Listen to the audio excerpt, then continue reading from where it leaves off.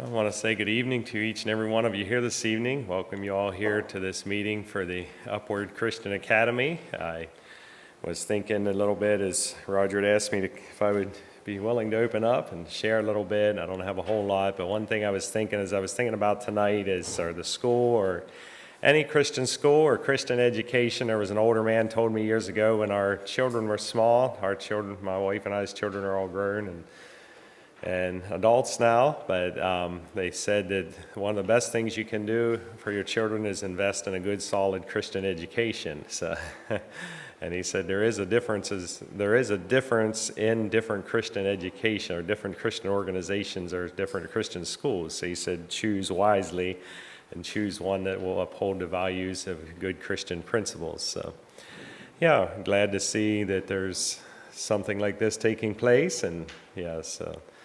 But before we start, let's have a word of prayer. Heavenly Father, we pause before you here this evening, Lord. We thank you for tonight. Thank you for everyone that came out for the meeting here tonight. Lord, we pray for the beginning stages of the Upward Christian Academy School, Lord, as there's been already a lot of hard work and hours put into it, I'm sure, and will be from here on out. But just pray that it could be a good meeting, that it could be informative to the parents that are here that are looking for something for their children. Just pray a blessing upon each one that's here. May your Holy Spirit lead and guide and direct as we go throughout this evening. We think too now as Christians, Lord, we thank you for dying on the cross and shedding your blood for the remission of our sins, that we can have a hope of being in heaven with you someday. Just pray that each one could teach and train their children in the ways of truth, that they could grow up and want to serve you and have a desire to do what is right. In Jesus' name we humbly pray. Amen. At this time, I think Brother Aaron is planning to take it from here. So.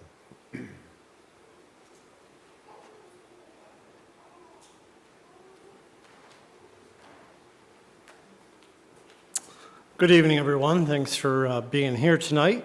My name is Aaron, and on the board for Upward School.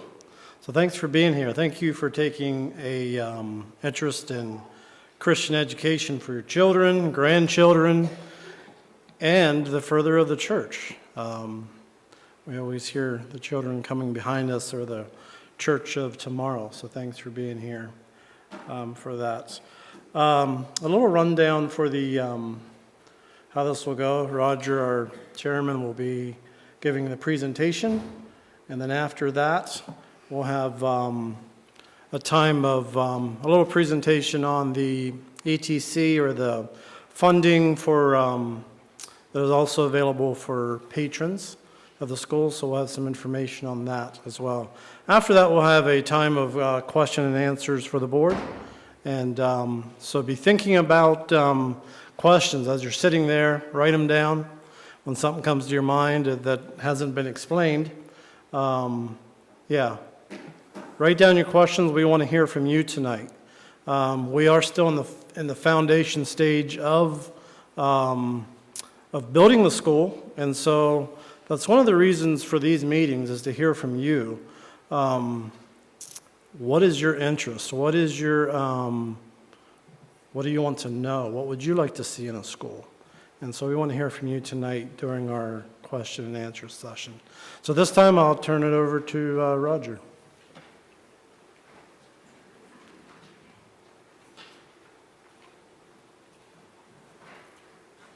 All right, thank you, Aaron, for all that.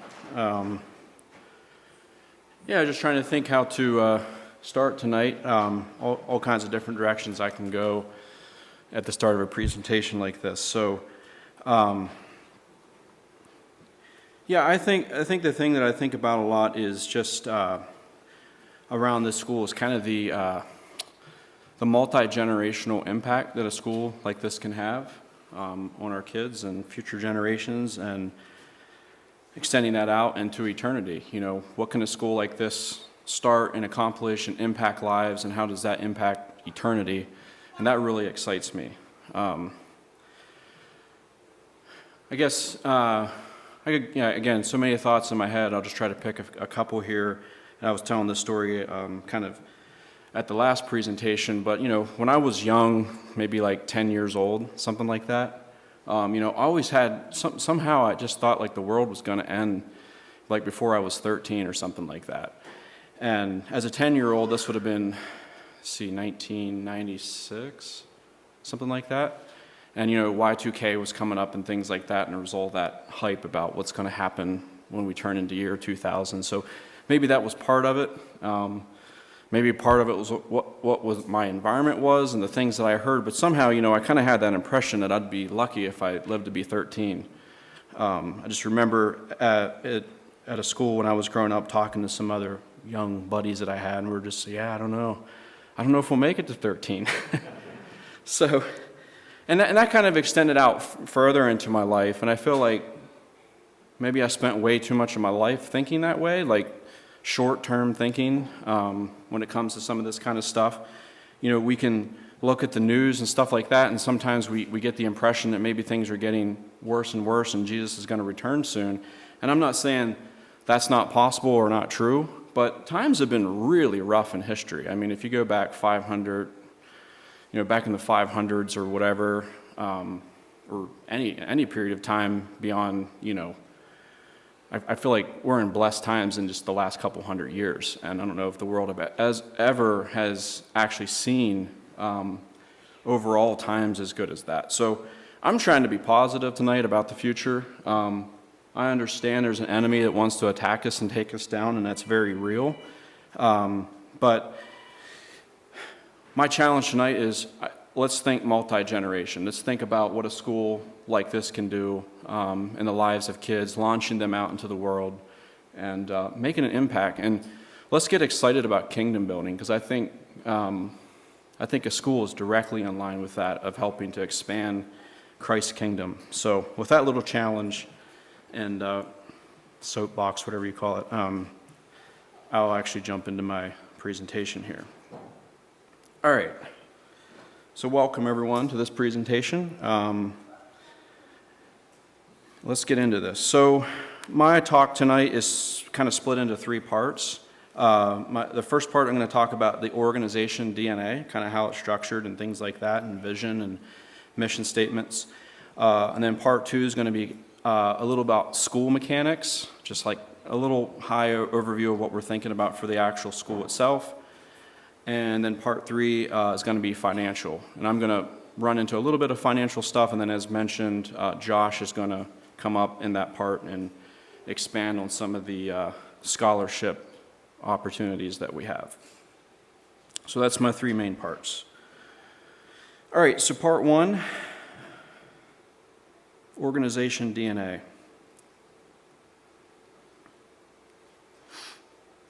All right, so the first thing that we're just going to look at right away, and actually let me see here. Yeah. The first thing I'm just going to start off by doing is just giving our vision and mission statement. So here's our vision statement, and I'll just read it. Our vision at Upward Christian Academy is to provide a quality education that is biblically based and accessible to the conservative Anabaptist community in the Cumberland Valley region of Pennsylvania.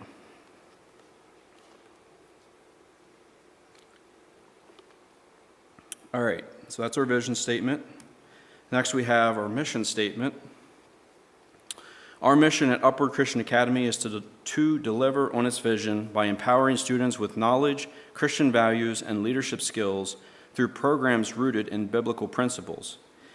We will equip our students with the skills, character, and moral compass needed to navigate an ever-changing world, all while fostering partnerships with parents and our patron-driven organization.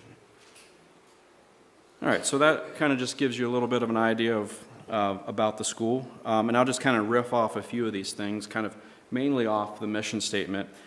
But one thing that's mentioned in here is about the patron-driven organization. So that's like a key defining thing right there. So we're not a church school, we're not sponsored by any specific church, but we are looking for support from churches. So we're not a church school, we're a patron, driven, ran school, which means we're being built by the Anabaptist community and for the community, and our leadership is just being sourced by various folks from the Anabaptist community. So that's a core part of how we're structured. For the community, by the community. We're a school, when it comes to things of the Bible and things like that, we want to teach biblical principles and things like that, but we'll leave, application specifics up to, churches to suss out. We would teach baptism as an example, but there's various ways on how that is implemented, so. And ultimately, too, we just want to be more than a school. We want to be a way that can kind of connect this Anabaptist community in the area and just work together on education, possibly other projects as well through the school. So we want to kind of have it be a connecting entity in this Cumberland Valley area. And ultimately, we just want to do more than survive. We don't want to have just a get-by, grind-through-school mentality. We want this to be an exciting place for kids. For parents, we want just everyone to be super excited about what's happening at this school. All right, so that was just kind of our introduction to the school, mission and vision, and I'm going to now jump into introducing folks involved. And I'm going to start by introducing our 5 board members. All right, so that's me, Roger Diller. I chair the school board. I live in North Shippensburg with my wife and 4 children. I'm from the Living Well Community Church, which I should just explain. That's a new church that was started about a month ago from New Hope here, a church plant. So if you're wondering what that name is, that's what that is. So a little bit more about me. I am into technology at a software company, so I kind of run that side of things. I don't code anymore. I used to. I just watch other people do it, I guess, and try to stay up to speed on what they're doing. So, that's a little bit about me, and I'll just read my quote here that you can see on the screen. My vision for Upward is a school that aims to prepare young people for kingdom work, regardless of whether that is career-based in the trades, professional jobs, mission focus, homemaking, or otherwise. So that's a core part of my personal passion is, I want to have a school that just prepares children to enter the world. And, to me, there's no distinction in what they're choosing. They might want to be a welder, they might be a mom, they might choose a career or a more professional career like programming or other, doctor, lawyer, whatever, things like that. And I just want this school to be a supportive structure for that, so no matter what they do, they're prepared to go out and do that. Even my side of the thing, of college and things like that, I've done some of that in my past, and I think it's important that if you're going to do that you have some preparation, not just in classes and, getting a head start on them. I'm talking spiritual preparation, so that if you do go into an environment like that, you're grounded in your faith, you know how to defend it, you got a solid apologetic base, so that going to college doesn't wipe you out as a Christian. So that would be one of my personal passions.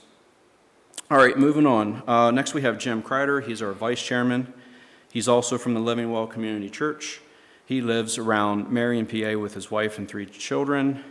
He owns and runs K&K Doors, which is a garage door company. And his quote is, "My vision for Upward is to ensure that parents' voices are valued while striving to meet the needs of each student in the best way possible." All right. Next, we have Justin Brubaker. He's our secretary. Justin is from Cornerstone Chapel. He lives in Shippensburg with his wife and 4 children, and he owns and runs Motive Works down in Chambersburg. His quote is, "I am passionate about quality Christian education because I see the far-reaching effects that a positive or negative educational experience can create. Furthermore, I see a need in the Cumberland Valley region for Anabaptists to come together to create a patron-ran Christian school to prepare our children for a life of kingdom service." All right. Next, we have Joshua Martin. He is our treasurer, and he is from Grace Haven Mennonite Church. He lives in Greencastle with his wife and 3 children. He is a project manager at Exemplar Services, which I know has something to do with green, but that's about all I know. And so let me read his quote. "I'm passionate about creating a school that empowers our community's children with strong morals and valuable life skills, setting them up for success following graduation." Next, we have Aaron Peachy. He's also from the Living Well Community Church. He lives in Shippensburg, PA, and I know you've been a business consultant in the past, Aaron, and but I believe you are at Teen Lane Muffler now, right? And you are general manager. Okay, wasn't sure what your role there was. All right, so his quote is, "My motivation for participating in a startup school is to unite a wide range of Anabaptist communities, fostering collaboration and leveraging our collective strengths to establish an educational institution that caters to the larger Anabaptist community." Okay, so that's our 5 board members that we currently have. And next I want to talk about some other folks that are involved. So we also have 2 pastoral mentors on the team. And first we have Barry Martin from the Living Well Community Church, and we have Elijah Yoder from Grace Haven Mennonite Church. And so I'll just riff off that a little bit, talking about our structure and how that works. So our board is set up to fully run the school and make all the decisions, you know, kind of the buck stops there with the board from a running the school standpoint. But we've had kind of a mentoring school called Reach Christian School that we've been talking to kind of early on in this process, and they had this structure. They're set up a little bit differently than us, but we thought this concept of having pastoral mentorship to the board was very important. So yeah, they don't really function as board members per se, but they do attend various, though maybe we haven't really figured out all the details yet, but they'll probably attend, 3 or 4 meetings a year and give us input probably, ad hoc throughout the year as we have questions and things like that. So they're really just there to kind of provide some of that pastoral, just that little more distant view of kind of how the organization is moving, and giving us advice, and if we have these harder challenges, it's something we can kind of lean on for input. We may add another one of these pastoral mentors as well, so just to get a little more representation. So, and then next we have, from an educational standpoint, we have Eric Lehman. And I will talk more about what role he's playing later in the presentation, but I wanted to go ahead and introduce him as I talk so that you know a little more. And Eric is from Upton Brethren. And I have more information on him later. All right, so I just wanted to, as quickly as I can, just briefly cover our backstory, kind of like why are we here? How did this happen? And I could talk at length about this. I'm going to unfortunately have to keep it very short, but this whole upward thing, the story is kind of really the community story in a lot of ways. It seems like every community that we've talked to and churches that we've got into, there has been men talking about starting a school. It's like almost every single one that I've came in contact now. And for years, I think at the one outreach meeting last week, the one lady was saying she was trying to get her husband to start a school 20 years ago, and he didn't want to. I won't mention his name, but so I just feel like it's been a long story, and as we've had some of these breakfasts and conversations and pulling people in, are like, we've been talking about this too, and so. Even here at New Hope, I recall coming, my wife and I started attending New Hope back in 2012, And, Barry, I think you were saying something back then, or at least it feels like early on back then you were saying something about it. So, which at the time, I'm 26 years old, just having first child, and so it's like, stop, I don't want to hear it. So, but I really credit that for kind of planting a seed in my heart way back then. And, over the years at New Hope, there's been a lot of men that have talked about it as well. I remember breakfasts talking about it, and we get excited about it, and then we go home and do absolutely nothing. So, at any rate, God is in this story too, and so I want to really recognize that. I think we're entirely here because God wanted this to happen. I think God was trying to get this to happen for a long time, but I think the environment had to be just right. The right people in the right places at the right time to actually spark this thing. And I think maybe the community had to be in the right spot as well in a general, larger sort of way. So I think God's timing is perfect. Again, I'm trying to boil this down. There's so much that I want to say, but long story short, back in December of 2022, there was a little series of events between Aaron, myself, and Jim Kreider, and that sequence of events is what sparked it. Again, God's timing is perfect, and I go back to that. I don't take any of that credit because I think God was just, using us in the process. And just as an anecdote to this, Zach Weaver, Zach Weaver is from Reach Christian School. He's been a great contact that we've leaned on heavily. At one point he had sent me a message when he had seen something I posted, and he just said, blessings to you as you aid the process.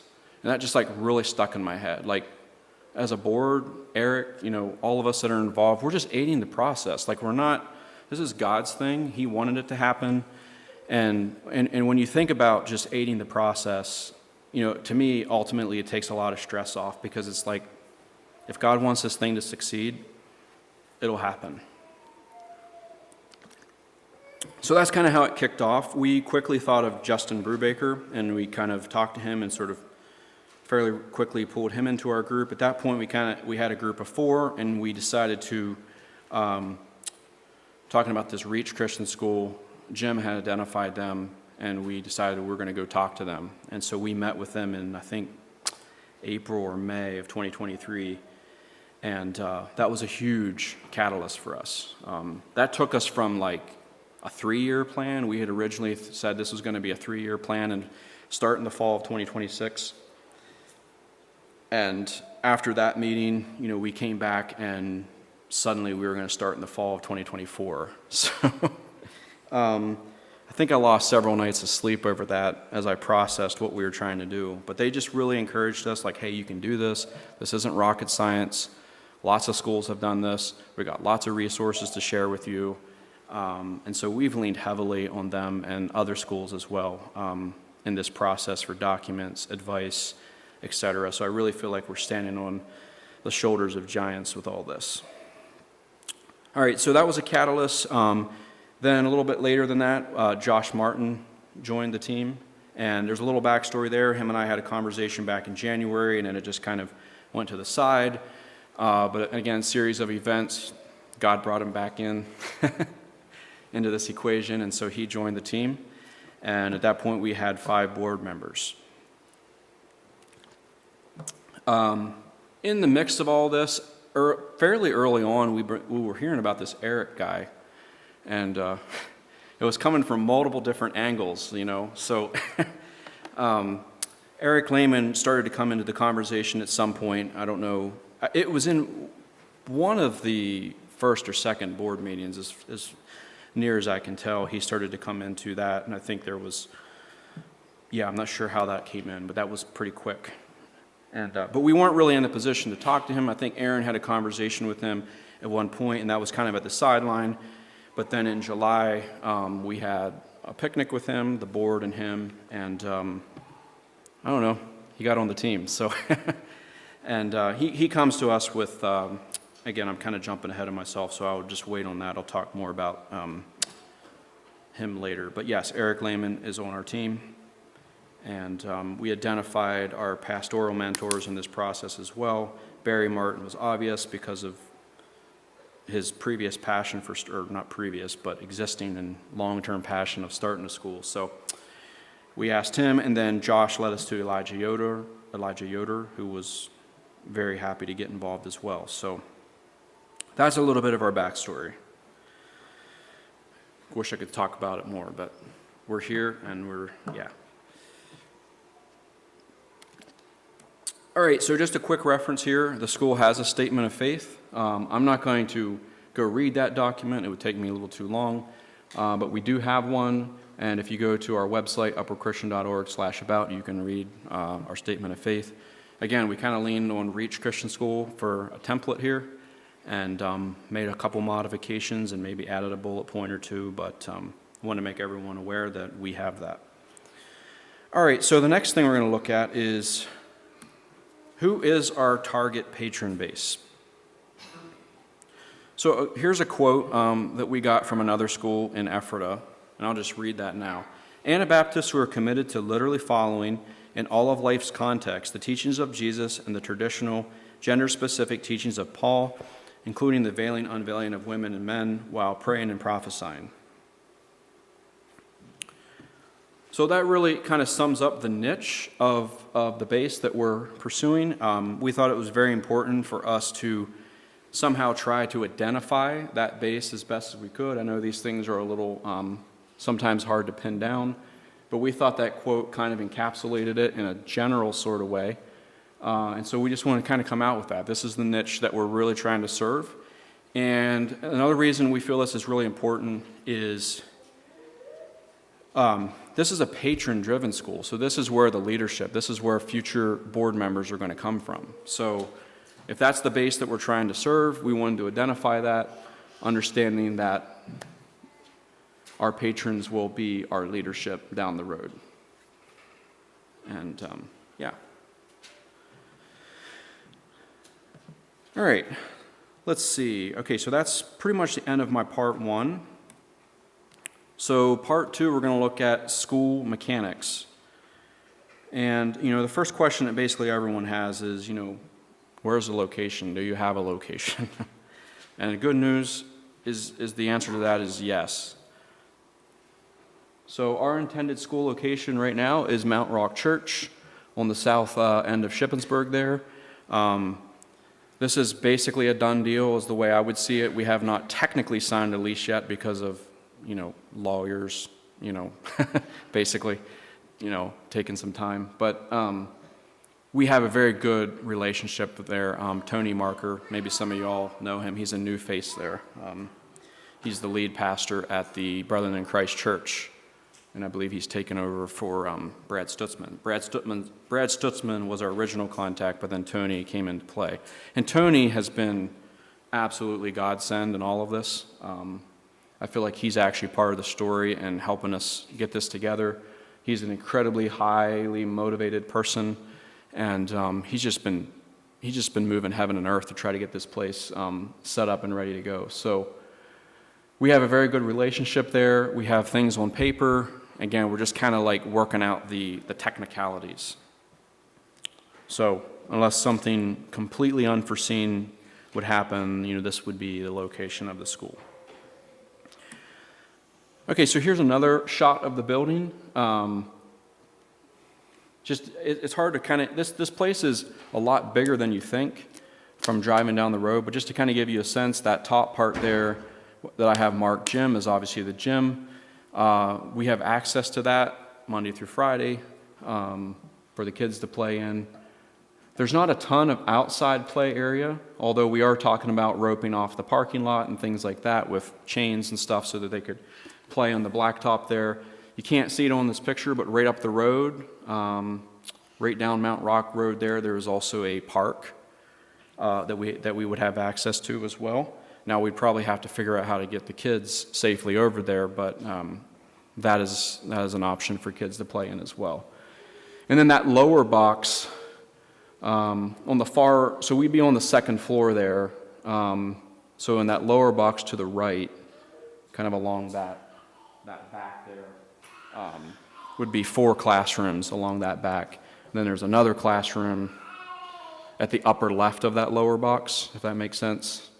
And then there's an admin room that we have access. So we have access to basically 5 classrooms. We think with this current setup, we can probably get to 80 students. Maybe we can stretch that a little bit further. But yeah,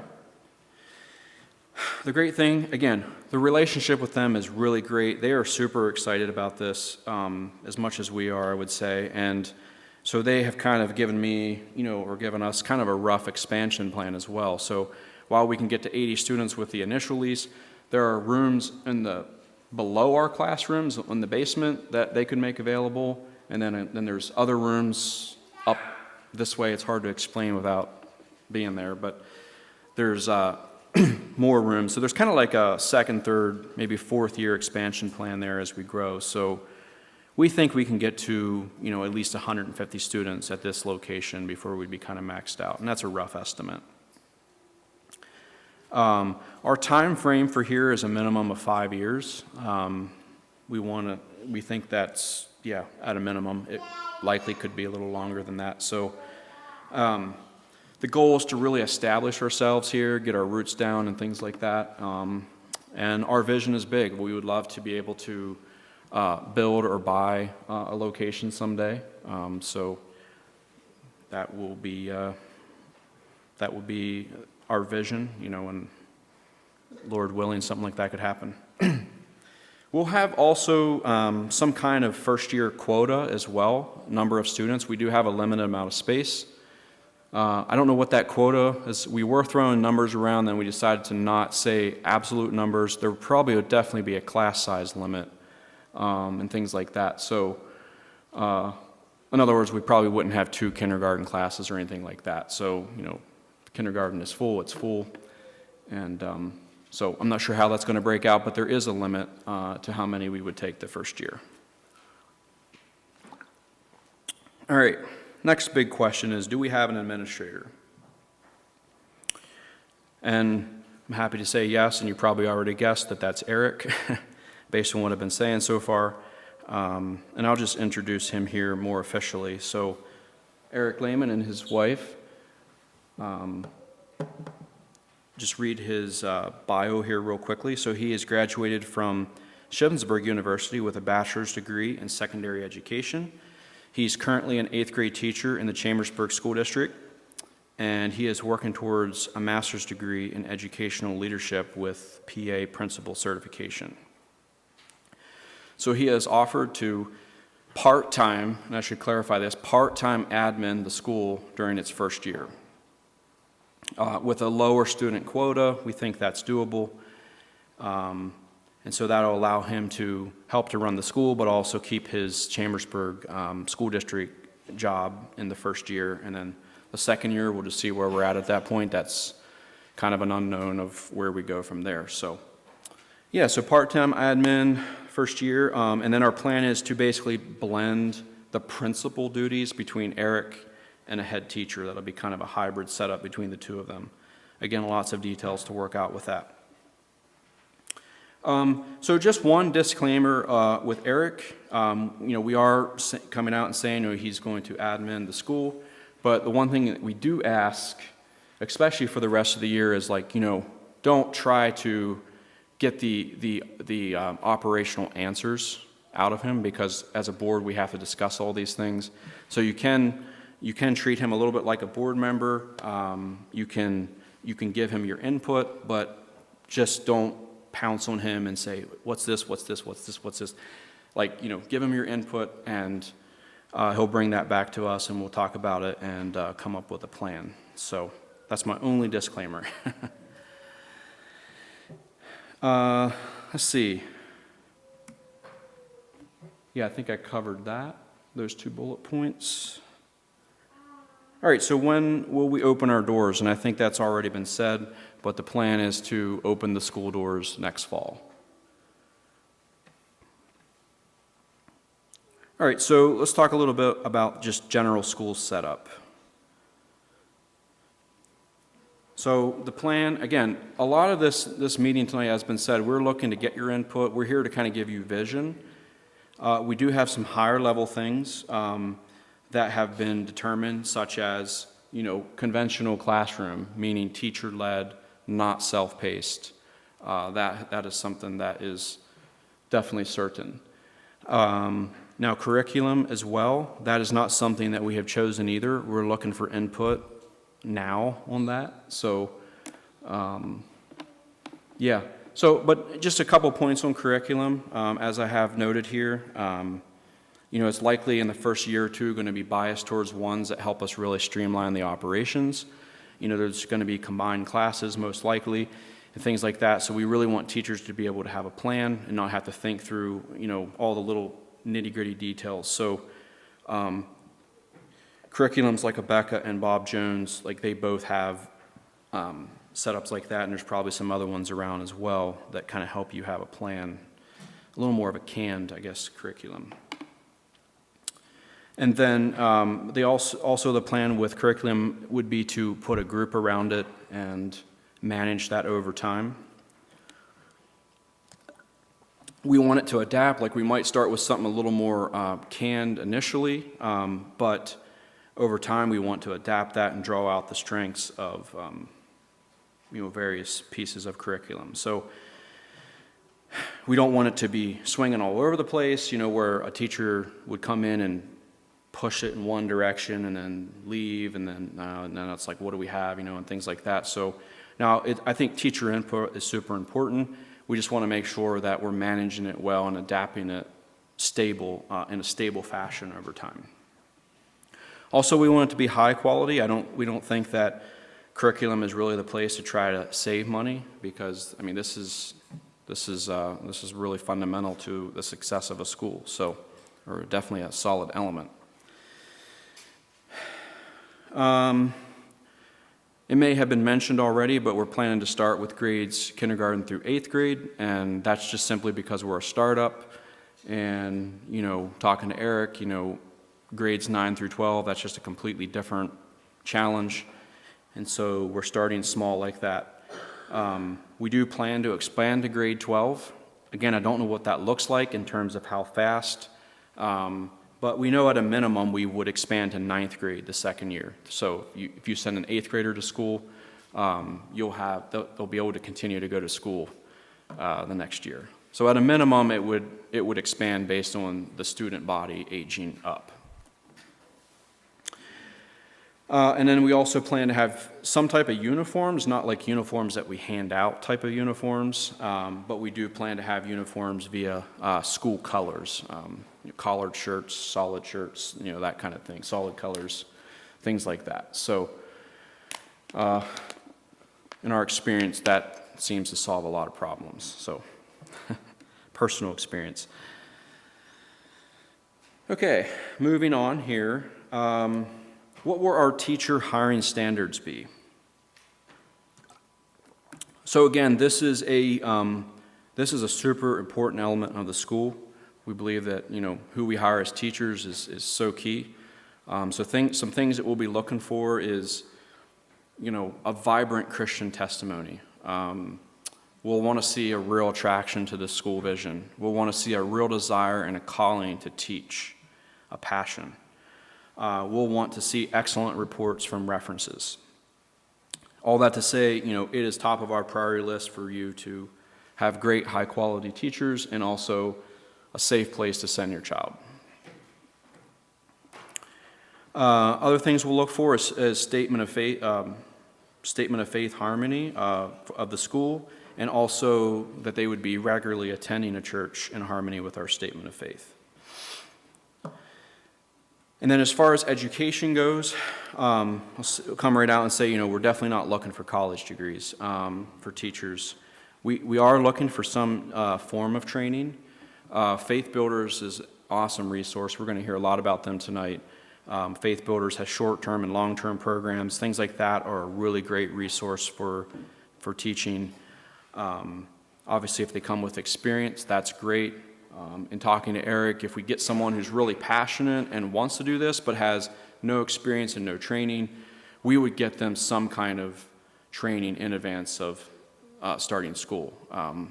Eric has made that completely clear to me. So, yeah, so it's important. We think training is super important to the success. Yeah. All right, next question is, will there be transportation options? And again, we're exploring a lot of this. There's a lot of options here. In the state of Pennsylvania, the school districts are required to transport you to the school of your choice. There are boundaries to that.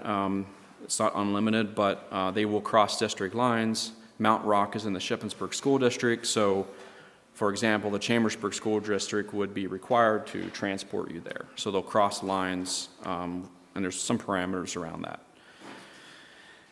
But that's something that we really want input on, because we realize public transportation, it is public transportation, right? Your kids are going to be on with other kids, not necessarily church kids either. So, it's something to think about. And, does the patron base really want that? Is that something that we want to hear from you on that? We're also thinking about the private transportation as well. We understand that it might be possible for us to go to the school districts and basically, instead of, them transporting your child, you could just say, hey, we'll do it, but you pay us the fee or whatever they get per child to transport. So we understand that there's schools in Ephrata or wherever that have had success in doing that. So that's another thing that we're considering. So all that to say, we think transportation is super important, especially for those that are further out, like Greencastle and, further away. It's even more paramount. So, all right. Next question, will there be provisions for students with learning challenges? And again, absolutely yes. This is front and center of this school. This will not be an afterthought in the school. We're going to embrace this right out of the gate as expected. Again, I don't have a lot of details on what that looks like, but we're definitely looking at bringing in outside help for reading and speech, at least. The state has some resources here too. We don't know what we can get. We know that they have limited people or staff as well. So, but at any rate, it's an important thing to us, and we want to make sure that we do well in this area. Technology has come a long way as well, and so we think that in addition to people, technology can assist human tutors with some adaptive learning and things like that. So all that to say, we're going to use everything that we can to try to deliver on that. All right, so next part is a little bit about financial things. So how will the school be funded? So our vision or plan is to operate the school off of tuition. So paying the teachers, paying the operations, just basic running of the school would come from tuition. Expansion, leveling up operations, that's where we see the donations coming more into play. Like we want to get people excited about giving to the school, but we also don't want it to be like, we're just helping them kind of limp along and pay the bills and things like that. We want to pay our bills with tuition, and then donations and things like that are for causes, for expansion, whatever that looks like, maybe eventually a capital fund. Things like that is where we want our donations more geared towards. We're also putting it out for churches to support us with regular offerings. So, please be an advocate for us at your church. We would greatly appreciate any offering support that we can get. All right, next question. Will we pay teachers well? And again, yes. This is a solid yes. Our goal is to walk that line between, good pay and patron affordability. That is sometimes tough to balance, although we're going to talk about some opportunities that we have tonight. Josh will talk about that to help kind of close that gap. So yes, we want to pay teachers well. We want it to be possible for, a male teacher to make this his career, if he so desired, or anyone else for that matter, and make that reasonable. All right, so here's always the great question is, how much will it cost to send my children to Upward? And again, we don't have a tuition structure broken out. We just have a kind of high level. And our goal here is to keep the retail price per child under $5,000. $5,000 per year. All right, so moving towards the other topic that Josh will talk about, how will we keep tuition affordable? And yeah, Josh is going to talk about this now, but I'll just quickly introduce it. Faith Builders basically has a scholarship program, and that is unique to the state of Pennsylvania. It allows us to, well, I'll just let him get into it, but it helps. So go ahead, Josh.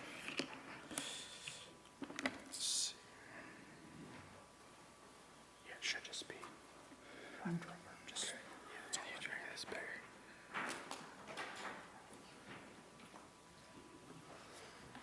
Good evening, everyone. Thank you, Roger.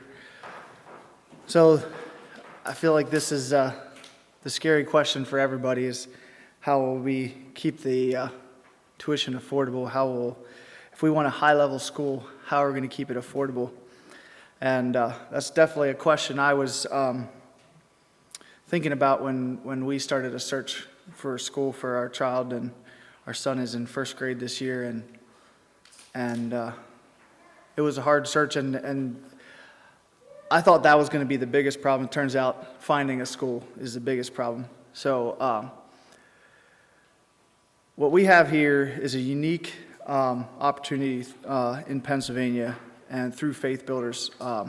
This is not a program that just Faith Builders runs. This is a program run by the state, and they allow a business to make a donation to the school and recognize that donation and give a tax refund, a tax credit on that donation. Now, I don't want to forget, because I'll probably forget here at the end, but I want to clarify that this is not just the only way to donate to the school. This does not cover all donations. These donations go directly to tuition, to the families. This is not towards operating expenses, expansion, and stuff like that. Because I know I was going to say something towards the end, and I know I'll probably forget, so I'll say it right away. I was bugged about this last time, so make sure I don't forget. So what is EITC? Is an Educational Improvement Tax Credit, is what EITC stands for. It's kind of a mouthful. And kind of the official wording for this is Pennsylvania is providing tax credits to eligible businesses contributing to scholarship organizations that provide private school scholarships. And the scholarship organizations would be an organization like Faith Builders. They are not the only organization in Pennsylvania. There's a lot around the state, but Faith Builders is the one we're going to be working with closely.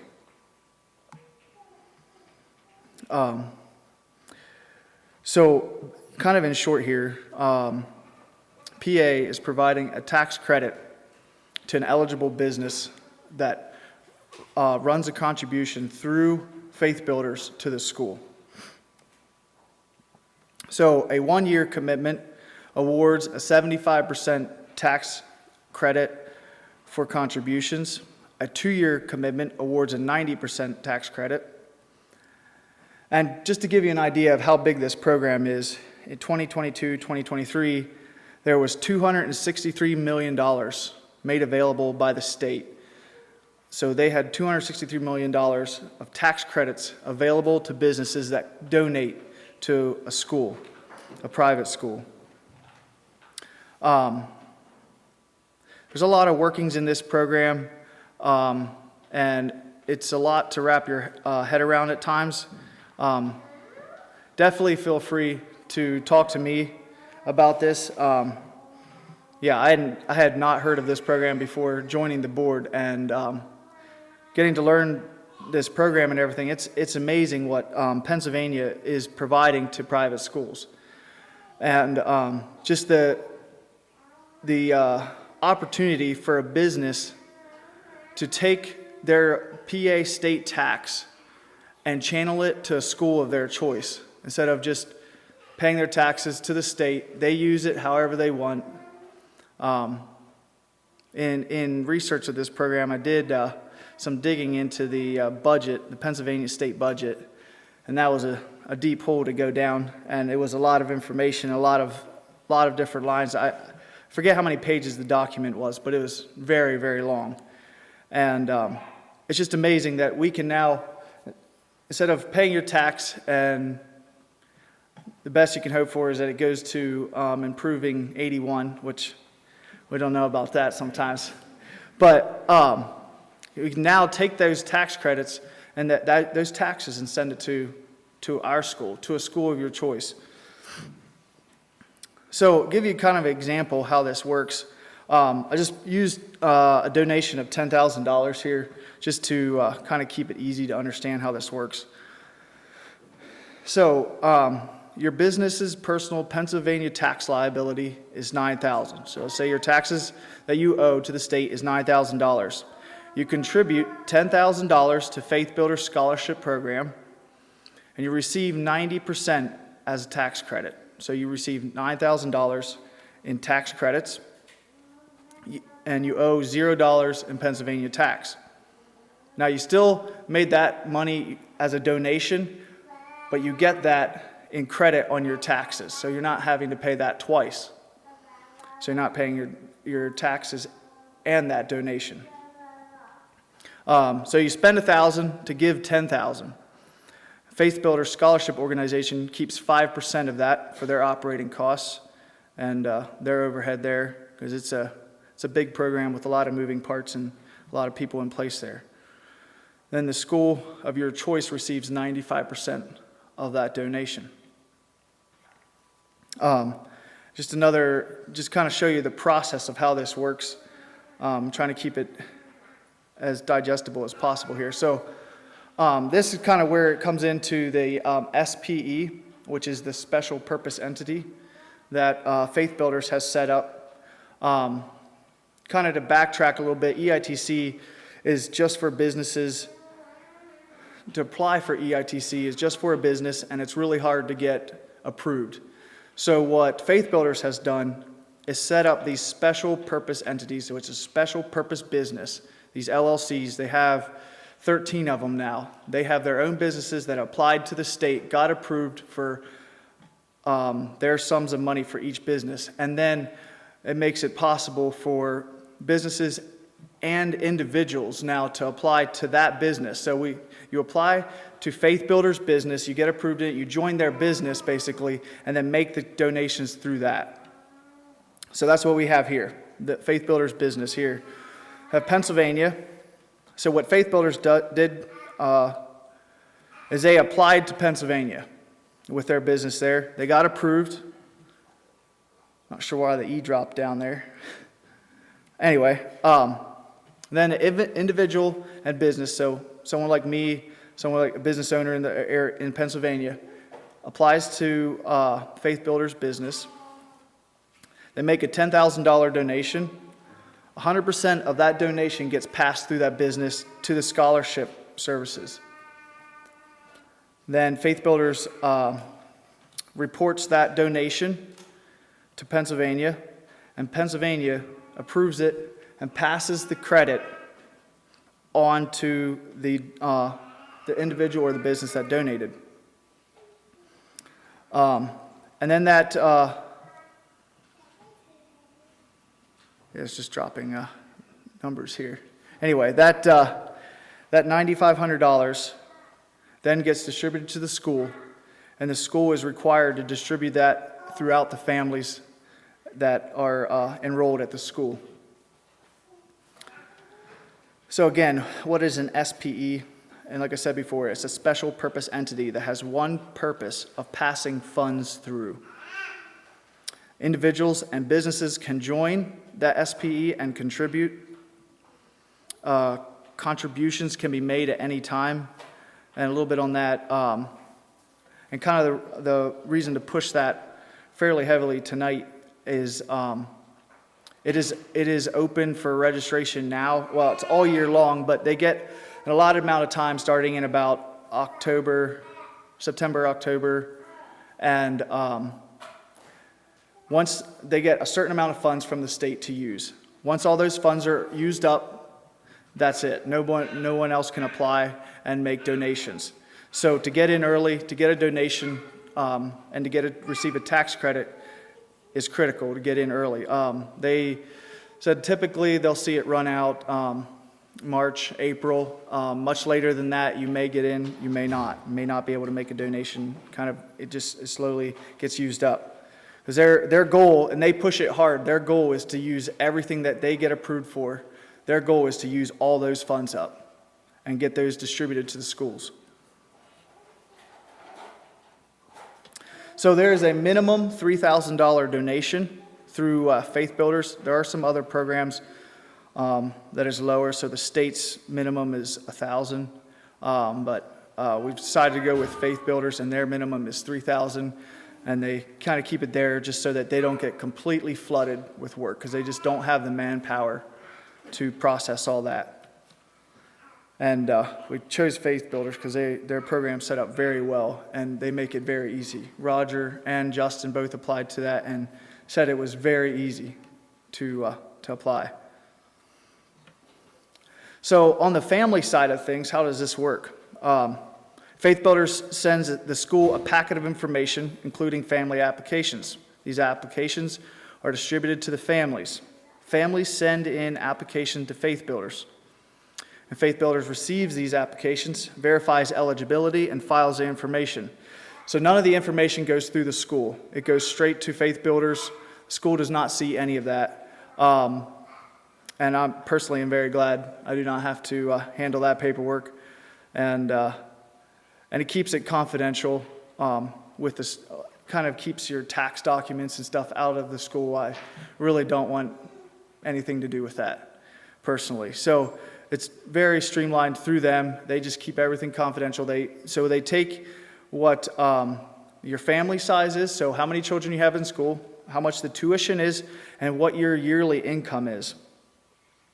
And they take that and they run it through. They have a computer algorithm. They run it through, and it spits out what a family is approved for, what they've seen works best for a family. There's the family size, the income, and the tuition amount. And that's what the next line here is. Disbursement time, the amount available to the school is awarded to families requesting tuition assistance based on family size, income, tuition cost, with a maximum of 70%. There is times that the school is allowed to override that 70% and take it to 100% assistance. But to keep things fair and to keep some type of commitment to the school, they have a maximum of 70. So if there's a time, let's say somebody went through a hard time, house burned down, huge hospital bills, whatever, the school can recognize that and override that 70%. Then the school receives a check with a letter stating the amount applied to each family's tuition. And then that tuition is taken off their year-end's tuition amount. These families receive an award letter, and in that award letter, it tells you how much you received, and also they send along these postcards to send to the businesses that have donated to the school. It's kind of a thank you or whatever. Okay, some frequently asked questions on this. If I give in this way, can the tax credits be rolled forward to future years if I do not use them all in one year? And the simple answer is no. The tax credits has to be used for that year. Is this a handout, and why is the government doing this? No, this is not a government handout. Where it's different is that this is the government just recognizing a donation sent to a private school and giving a credit to that donation. This is not money directly from the government. This is them allowing taxes to be sent to a school. And why is the government doing this? And kind of I guess the short answer to this is Pennsylvania's Catholic schools are a huge player in making this program possible and bringing this program about. There's a lot of Catholic schools and a lot of private schools in Pennsylvania. And I was doing some looking at and some schools, and some of the largest schools in Pennsylvania, they're about $1.3 million in tax credits and money sent to that school. Will this result in dependency? If not handled properly, yes, it could. If the school leans on this too heavily, it could result in dependency. As we all know, in most things with the state like this, the plug could get pulled on it at any time.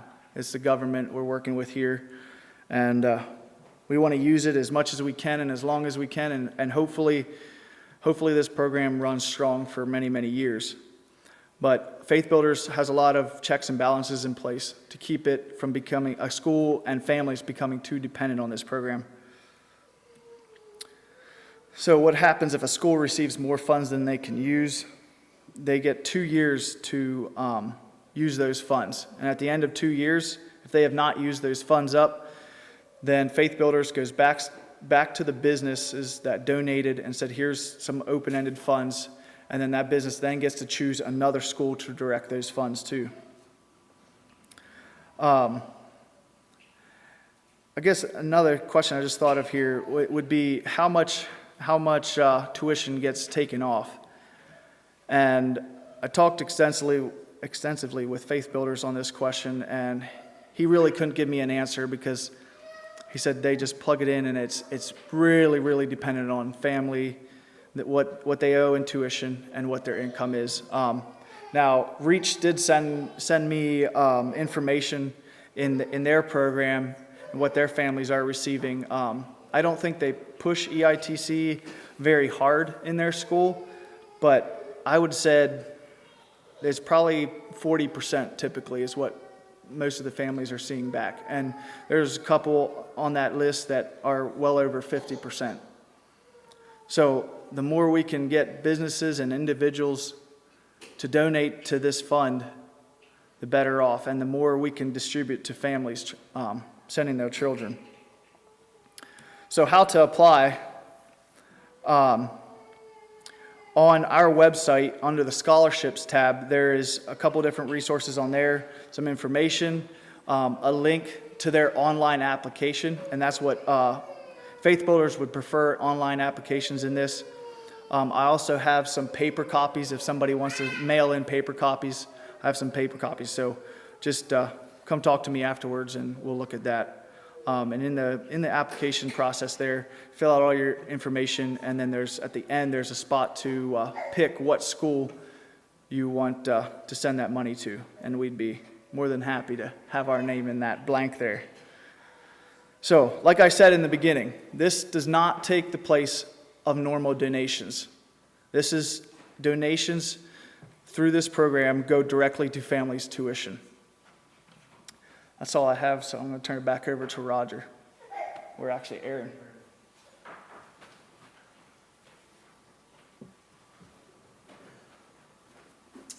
We can have the lights, please.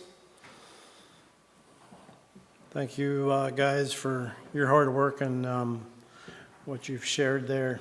So this time we'll go into the question and answer session.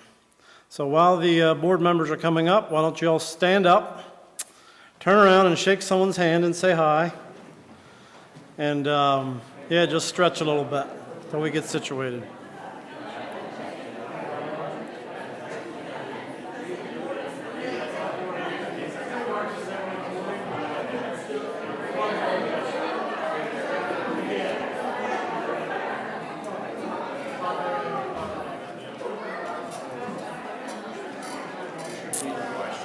What's that? All right, thank you.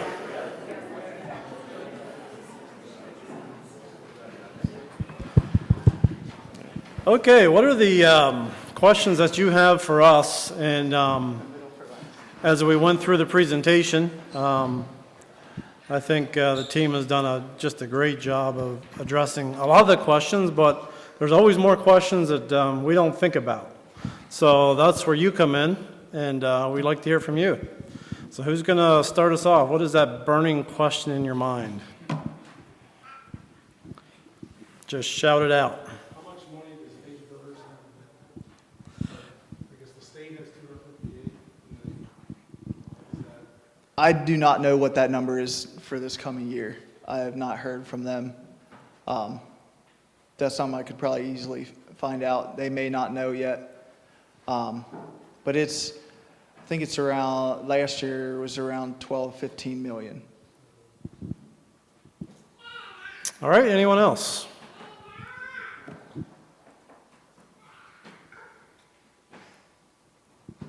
Maybe you mentioned already, didn't hear, but do you know what curriculum you're using, or is that still a question? Okay, question on curriculum. Yeah, we're looking at a few different options. There's a few options on the table. We have not decided specifically what we're going with.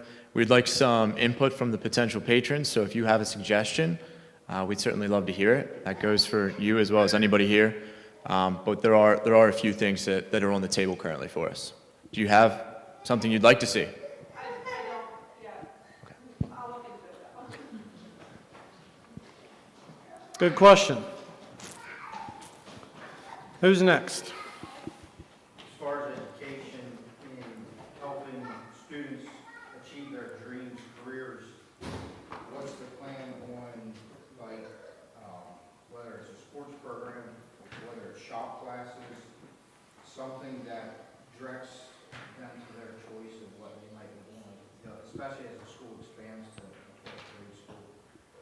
Okay, the question was would that be extracurricular activities, maybe?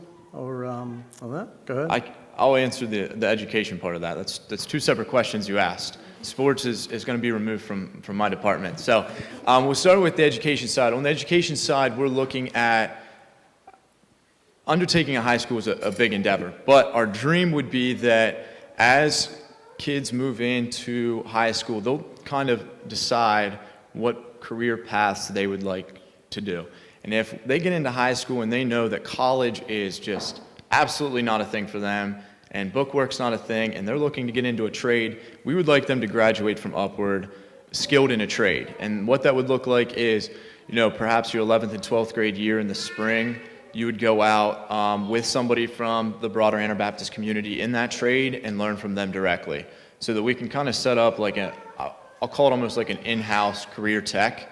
That would kind of be the dream there. And then on the college side of things, there's all kinds of options from getting started with college courses early online to we'll load you up with pre-calculus classes so that you're ready to go when you apply to a university following graduation. So does that answer your education side of that?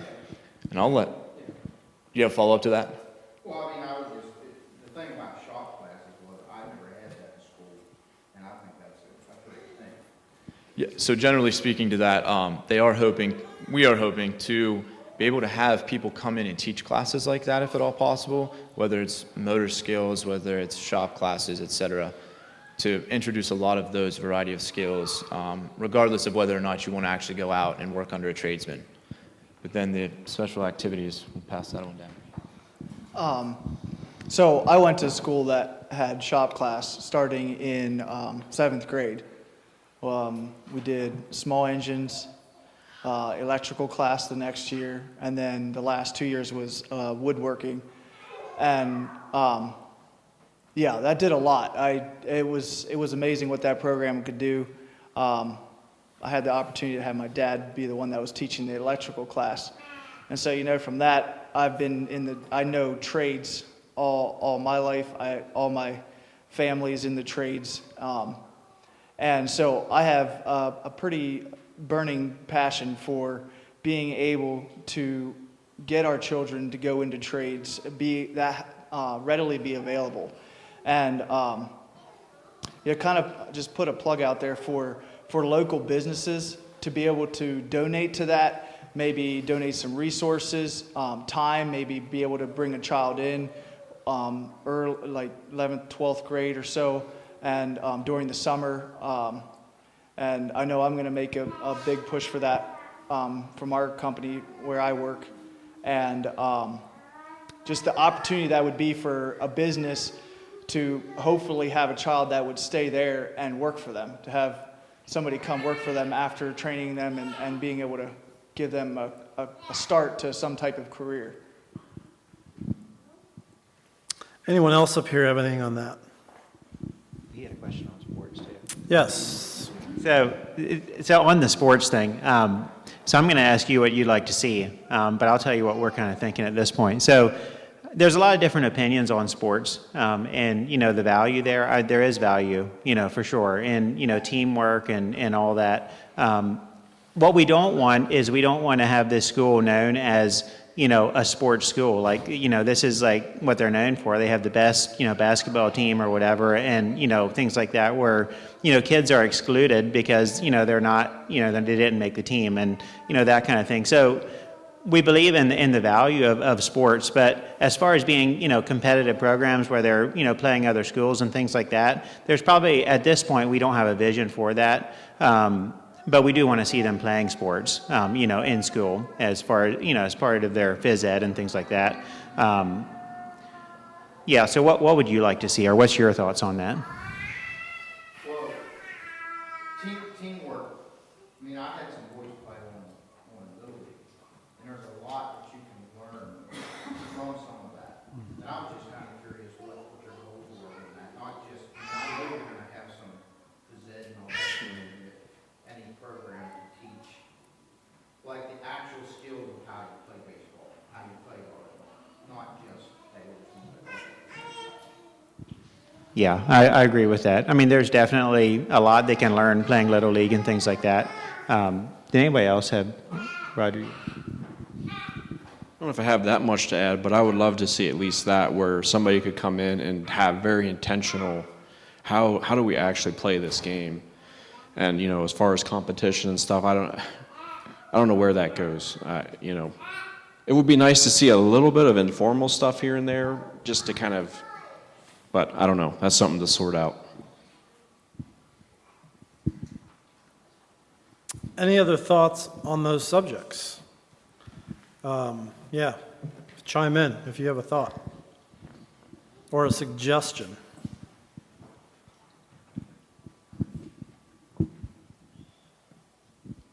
Okay, any more questions? I shouldn't say any more questions. What is the next question? This normally takes like 45 minutes, so no pressure.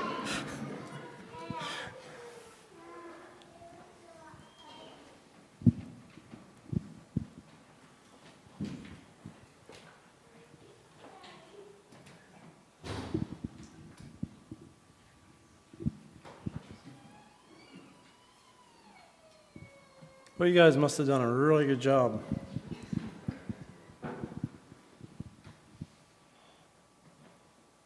What's your plans on, you talk about special education for slow learners? What's a little bit more on students with, I don't like labels, but they're there. You understand what I'm saying? Yep. Yeah, so on that note, when it comes from a strictly educational side of things, when we're looking at speech and reading help, we're looking to exhaust all options on that front. There is the potential that we can get speech therapists, reading therapists from the state. That would be something that they are required to provide to us. But we're also looking at what could we offer in-house?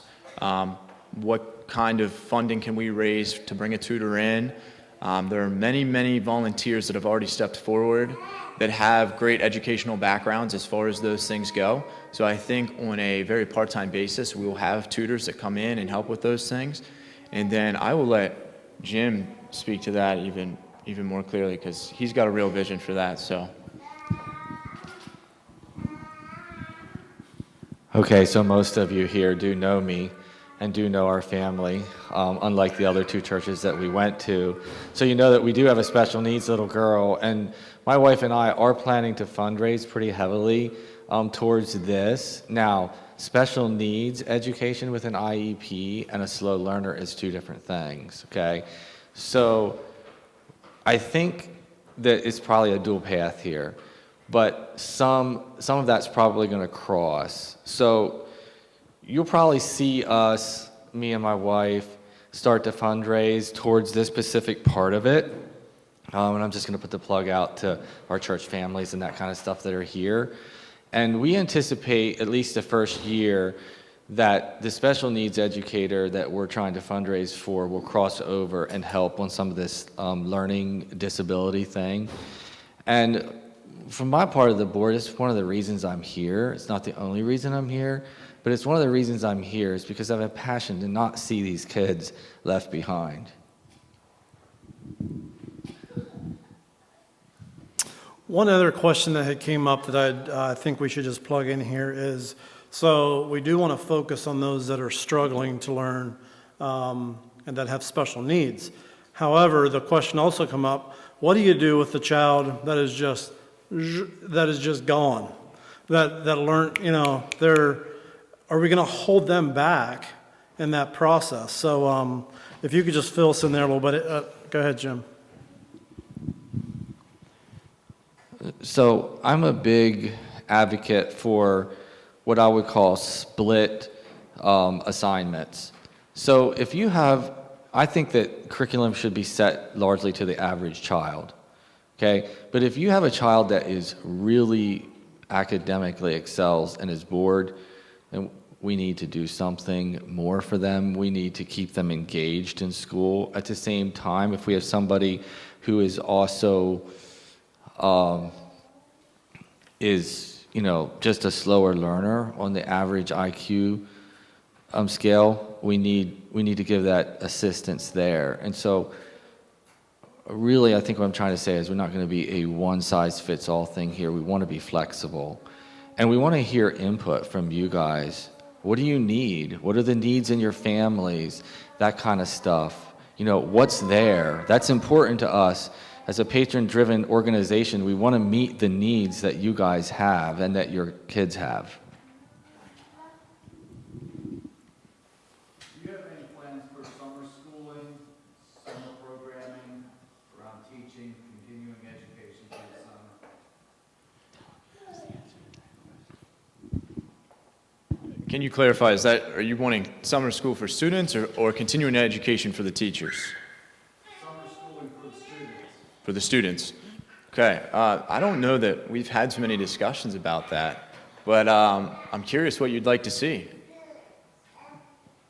I have seen it really help students who are struggling during the school year because one of the big struggles they have going into the fall is catching back up to everyone, and having a limited part-time schooling throughout the year and throughout the summer can be a huge help to making that student not have to take 3 months to catch up with everyone else and then behind on those 3 months.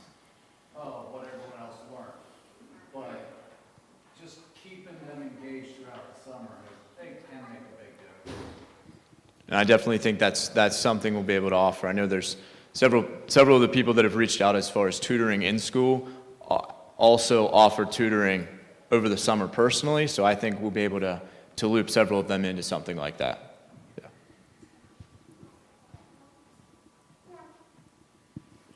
Good stuff. Just not good stuff cheap. Anyone else?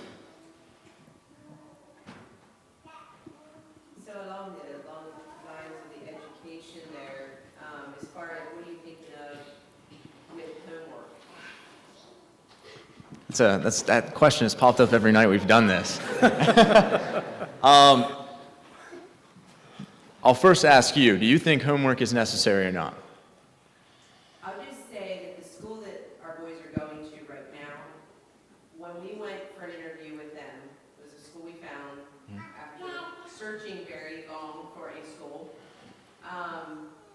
The thing that sold me was they do not send homework home. That would make some of the board very happy to hear.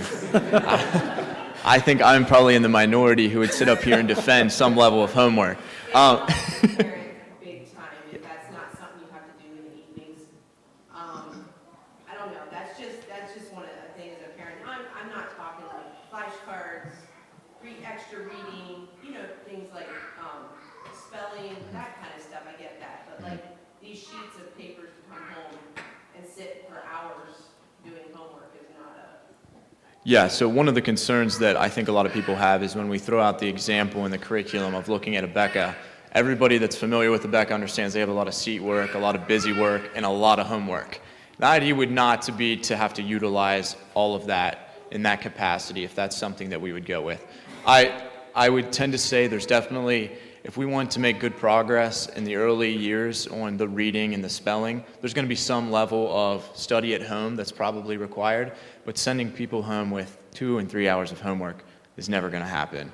Unless you're in high school and you want to go be an engineer the next fall, then maybe we can load you up with some calculus homework. But generally speaking, I think it would make a lot of people pretty happy to cut back on the homework load. And the curriculum they actually are using is a backup at the school that they go to right now. Is a backup. And they're all, it's only 17 students and so it's. Providence? Yeah. Yeah.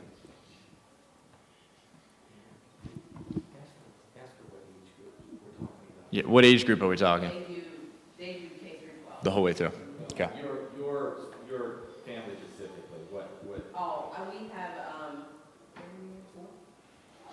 fourth and seventh is the two we have in school. Okay, next. Do your sponsoring pastors have a time of devotion each day with the students? Okay, would the pastors or would someone be having devotions? Is that the question I heard?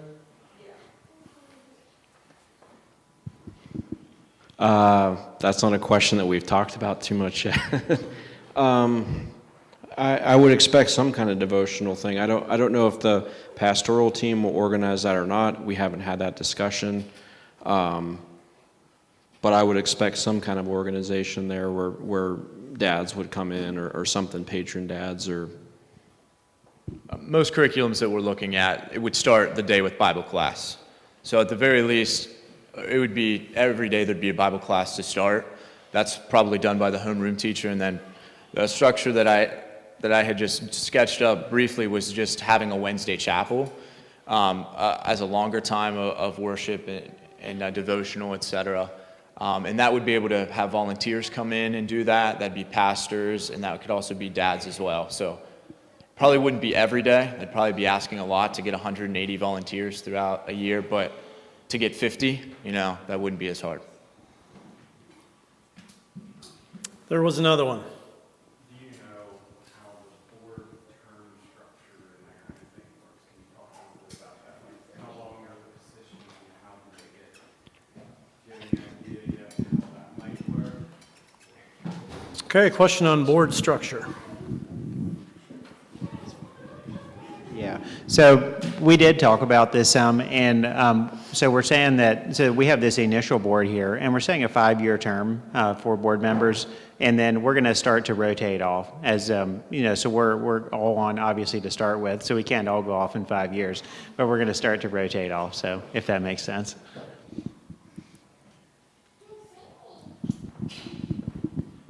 And we probably won't start that rotation till, I don't know if we decided year two or three, because we really want this initial board to, we got all the context in our heads. We want to make sure it gets off into what our vision was, and then year 2 or 3 we would probably rotate the first board member off, and we don't have a system of exactly how it looks to put a new one on, how you get a slate and things like that. But it will be some kind of patron vote in there, I believe, is the way we have it structured once we have a slate. And right now in our bylaws, we do have it written that you would have had to have been a patron of the school for at least 2 years, is how it's written. I'm subject to amendment, but that's how it's written now. Not necessarily that you have a student in the school at that moment, but you have at least 2 years of history at the school of sending a student, so. Any more? Probably another big question, I don't know if you've talked about it or not, but we've had a thing in 2020 called COVID. Sorry. Obviously, yeah, we have no idea what's in the future. But with being a patron-run school, what's the criteria when the board has to be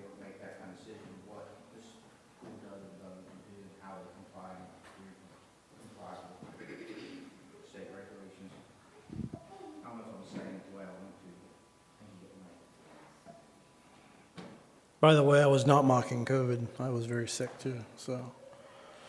Any thoughts on that?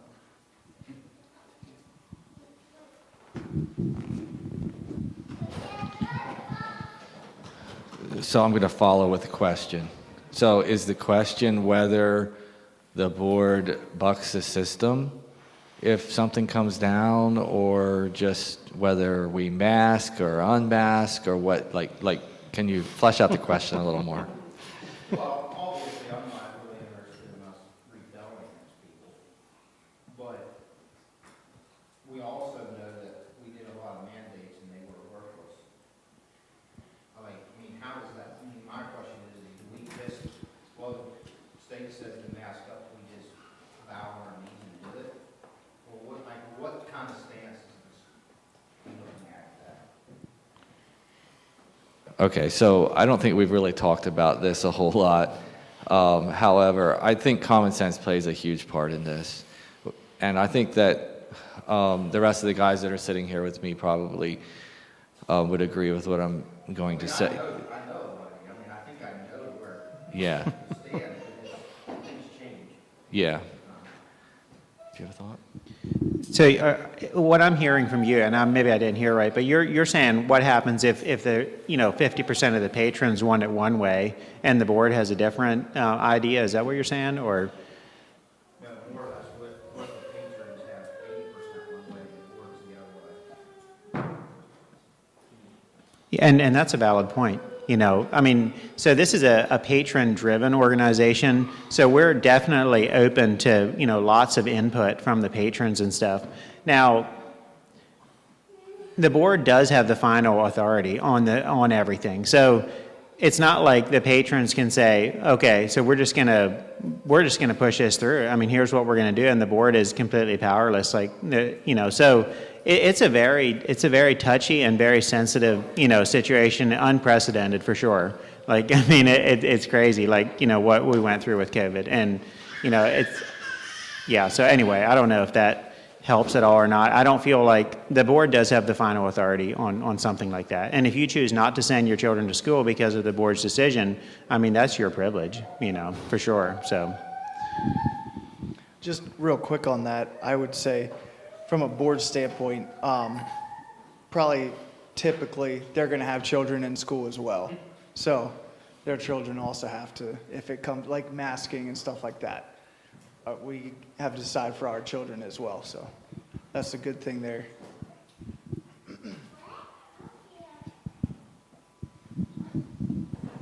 So Good I'd be question. curious to hear after how much input you guys get at Providence, okay? Whether it's a patron-run, or I don't know a whole lot about it, whether it's a patron-run organization or, something similar to that. One of my passions is that parents' voices be heard. In some of the organizational schools around us, it seems like sometimes you talk and you don't get very far, or you don't even feel sometimes like you're being heard. And it's my passion that while the board is the final authority, we really, really want your input.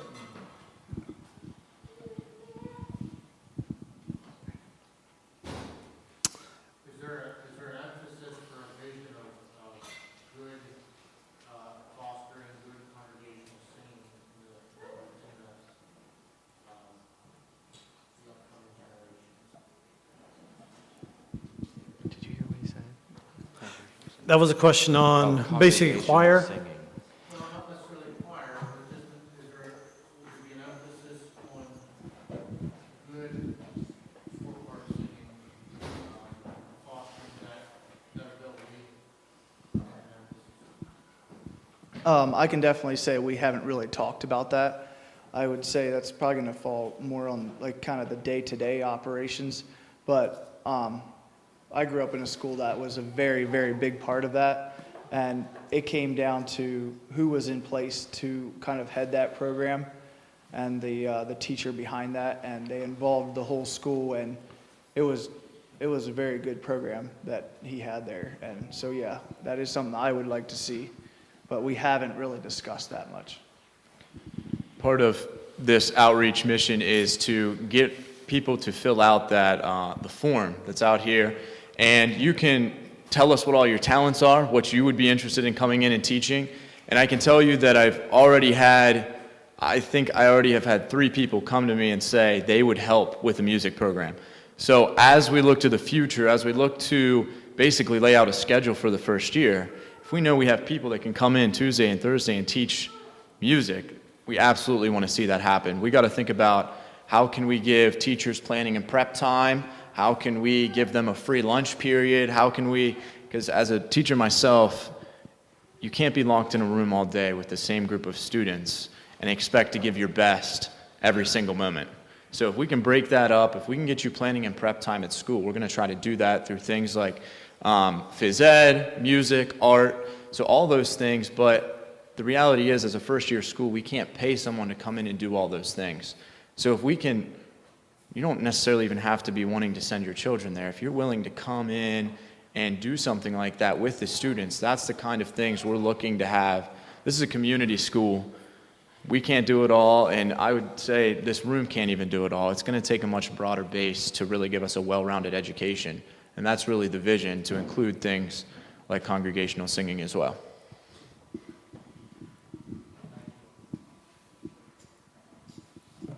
Next.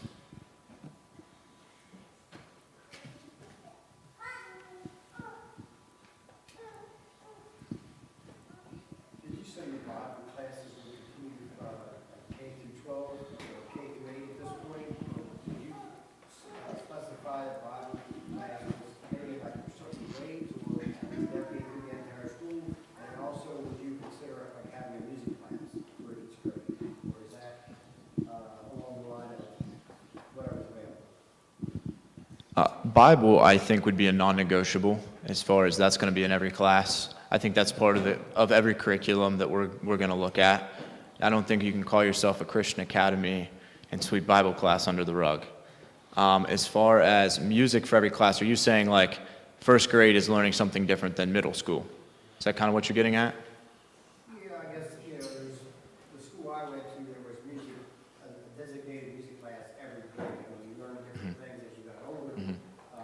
Is that part of your curriculum, or is that a definite no, just going to be used as a possibility, or every other grade, or do you know how to figure it out? I think that's going to come with time. Ideally, yeah, I mean, as with any other subject in school, you have to build from a foundation up. So it would probably look different for elementary than it would middle school, but the reality is we'd probably, the first year or two, only really be able to have, unless our student numbers are massive, we'd probably have like an elementary or a lower elementary, an upper elementary, and then a middle school music class. It's kind of how I think the schedule's probably going to shake out.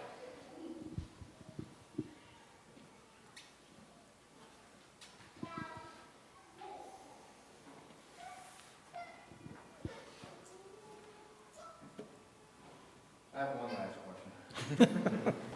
I want to start with fall 2024. I don't need names, but you have candidates for whatever 4 possible school teachers already in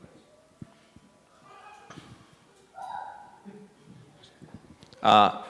Yes. But we'd love more.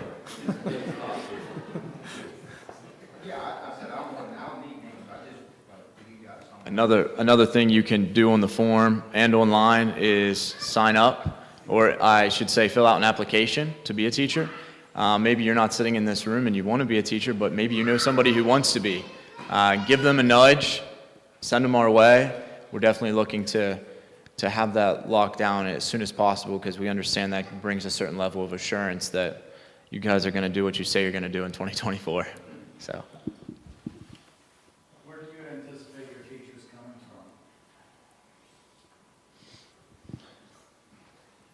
from? I currently anticipate our teachers coming from the local area. We have some interest locally. That's what I would like to see.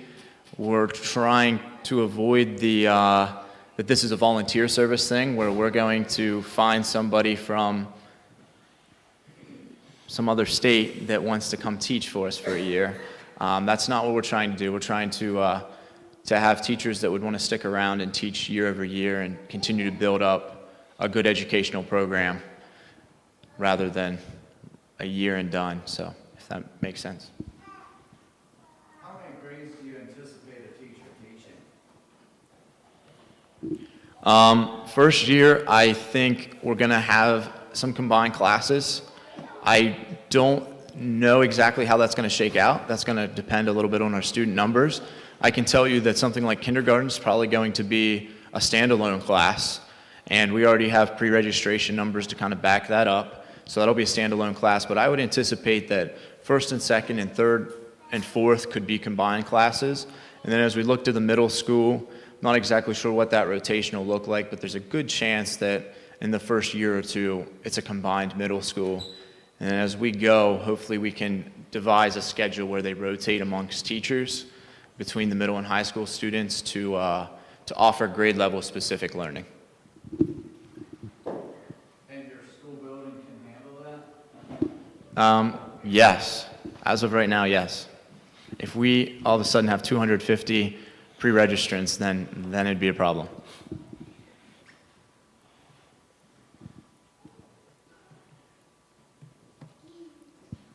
The next list. I think we got a few. Okay. What about security around your school building? By the way, we paid Joe to come up with these questions.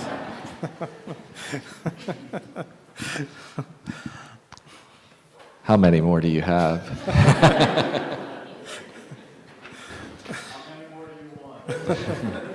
Well, we're going to cut you off at 40 minutes if you're the only guy talking.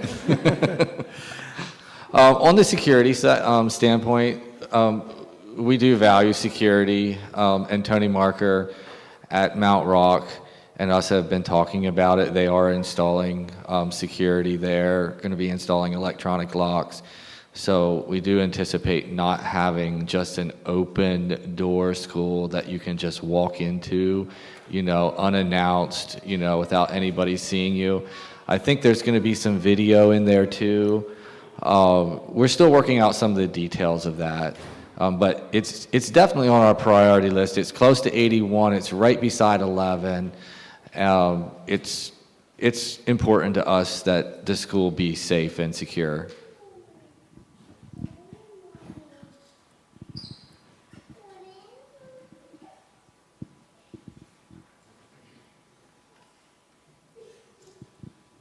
Any more? We're having fun. Eric is. We're not dumping on you, right? We weren't supposed to dump on you. So.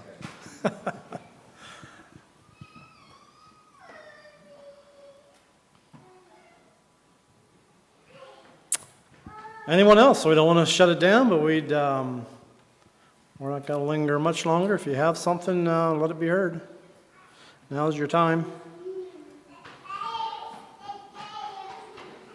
When do you anticipate having the curriculum available for the parents to know what it is and that type of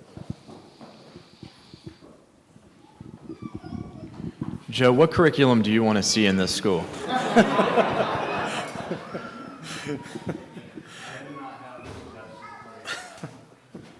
I'll put a plug in for an event, an open house that we're hoping to have in January at Mount Rock, where you can come see the facilities, and we're hoping that between now and then, we have a lot of this ironed out. And I would love nothing more than to say that we will have that curriculum there to look at, and if we don't have one, we'll have several, and perhaps then we'll be able to get more patron input. So we definitely want to be moving forward on that and have something solidified sooner rather than later.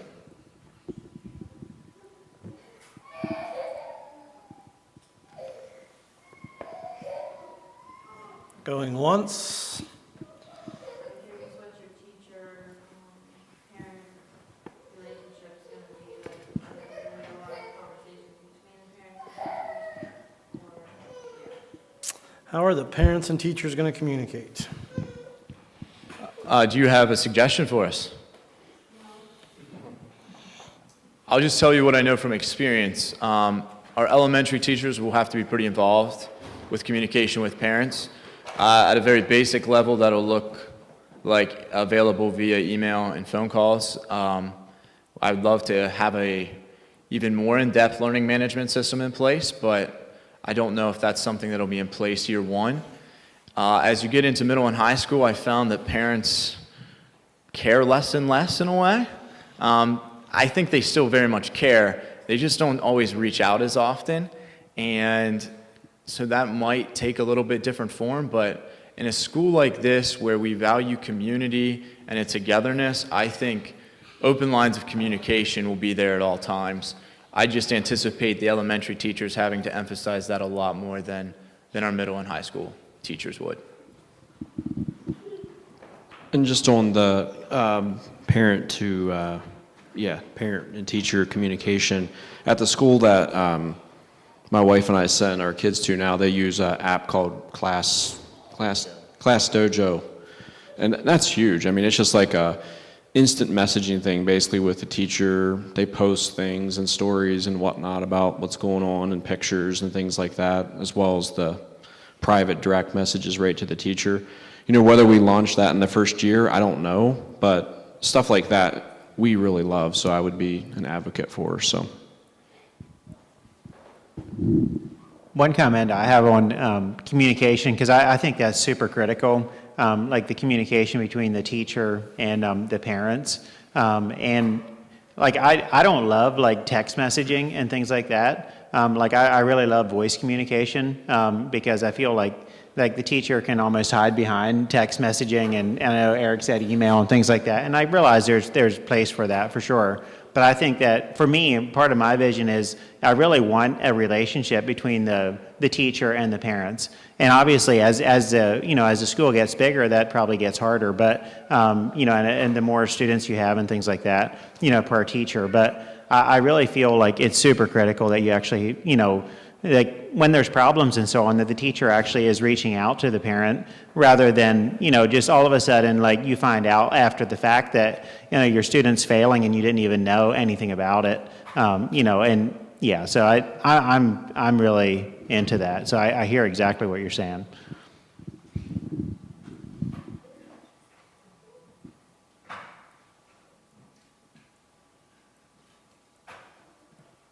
Going twice.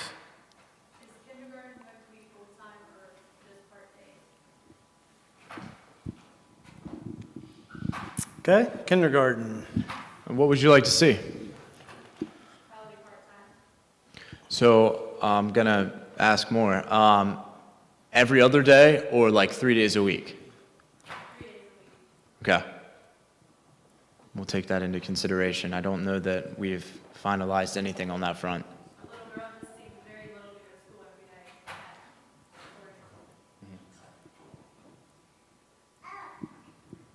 Any other opinions on that? Prospective kindergarten parents?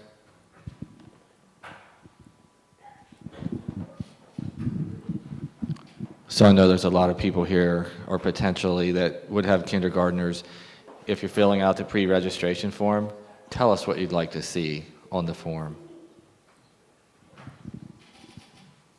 And I might add to that what days of the week you'd like to see.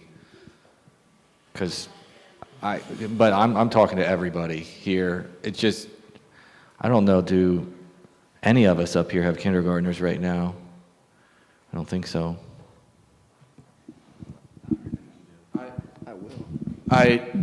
I've had this conversation with multiple people in the last couple of weeks. It's a common question, and the opinions are very split. And the reason for it being split, the reason for the every other day, which is what my family did, was for the same reason. Kindergartners see very little, and they get tired. When they come home from a day of school, they're tired, and it's a tough cycle. The trade-off is they don't go to first grade nearly as prepared in things like reading that you're going to have when you send someone every day. And so the parents that I've talked to that are like, we want our students there every day because of that, they're like, they get used to it. We've had students that have gone and the student gets used to it. Maybe that means an 8:30 bedtime, but they get used to it.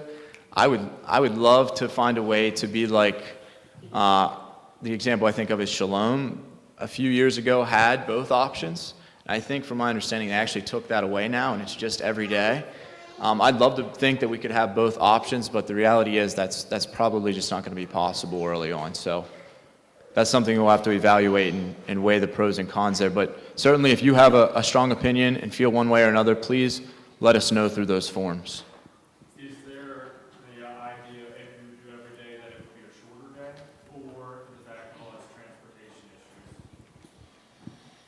I don't know for sure, but real quick, I'm saying that that's probably going to be a transportation issue. Yeah, we would probably go either 3 days a week or every day. I want to just put a plug in here that it's sometimes amazing where kids are capable of though. We put twins on the bus at age 4. They turn 5 the second week of school, full-time kindergarten, and they both thrive. And I was scared about it, I'll be honest. So sometimes it's amazing what they are capable of. I'll tell you, like, the thing I forgot is they thought it was less than 10%. So I don't perceive that an issue. There's a question over here. That's a good point. I was wondering if Tuesday through Friday would be full-time for kindergarten. It could be. Mondays are just, hard for everyone. It certainly could be. We're very open. We're building the foundation right now, so we would love your input. And that's certainly something I think, real quick, that strikes me as a great idea. So, yeah, we'll definitely have to have a long discussion about that, I'm sure. My child goes to preschool, it's from 9 to 11:30. It's Monday through Wednesday. And I would love to see that same schedule Monday through Friday, 9 to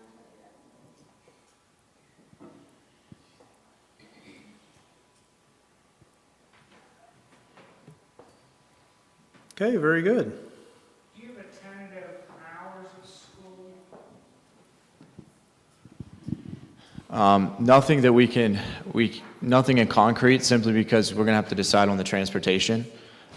Thinking about most of our patron base probably being in the Chambersburg area, they basically have two routes. They would have an early morning route that you would arrive at school at 7:30, which seems pretty early. And then their elementary buses would run, I believe it's closer to 8 to 8:15, they're arriving at school. So if we go with public transportation, we're going to have to bend a little bit to what the local school districts are doing, which would probably be an 8 o'clock to 3 o'clock type schedule. If we end up going with our own transportation, we can maneuver that a little bit more. Do you have a thought on that, or you're just curious? Would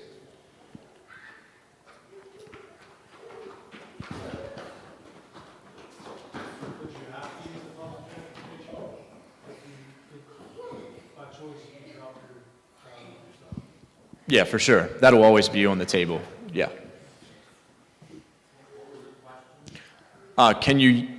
Could you, even if we do go with public transportation, could you choose to just drop your child off? That'll always be, child drop off and child pickup will always be on the table.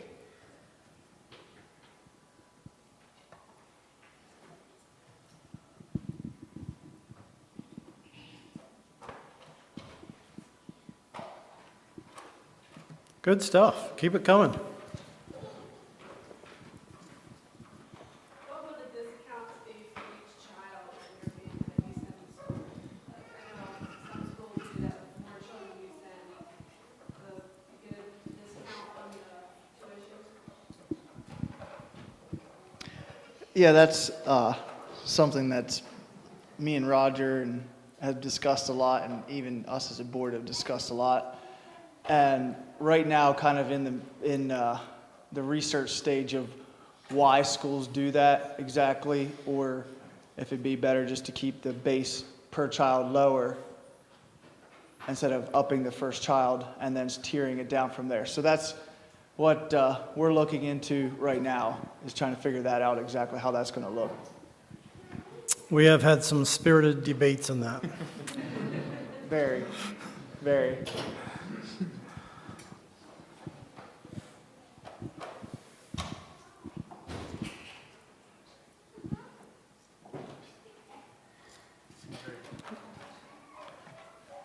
You're good. We're starting school.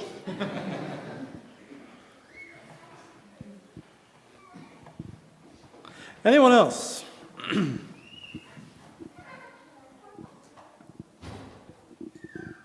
Okay, if not, well, maybe I should say going 3. Okay, thank you guys. Feel free to talk to us afterwards. We'll be available for any other questions that you think of during the close here, but Roger has some closing comments here.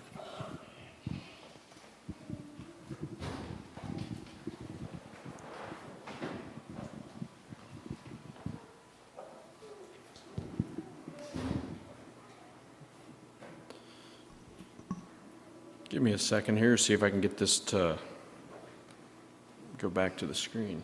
There we go.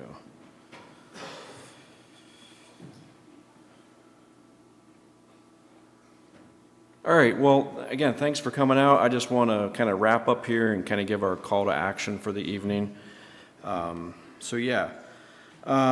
thing I have is about the teacher stuff, which kind of already got brought up. We are looking for teachers 100%. So you can apply on our website. Just go and find the employment tab, and there's an application process that you can follow.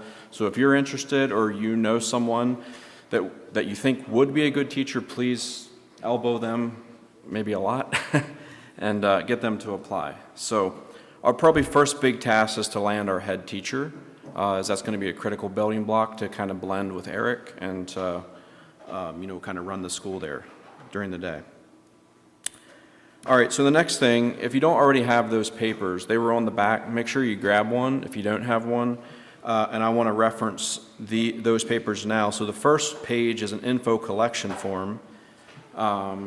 We just ask that you fill that out. There's a lot of information that we're gathering on there.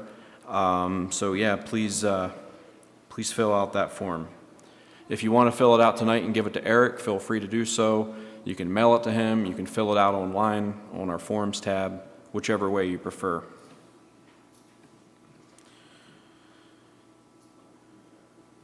Next form, the second paper, is our what we call student survey, and it also functions as a pre-registration form. So you can also, if you want to fill that out and give it to Eric tonight, feel free. Basically, this form is helping us to understand what our student body is going to look like. From a grade standpoint, individual grades, and then collectively the body. So your submitting this form is huge. Even if you're not quite willing to commit to pre-registration, and I guess I should explain pre-registration, that's basically saying you want to be on the list for the school. It's not an official commitment, but it's definitely like, hey, I'm basically confident I want my children to go here. I want to be, and what we'll do with that list is give those folks opportunity to register before everyone else.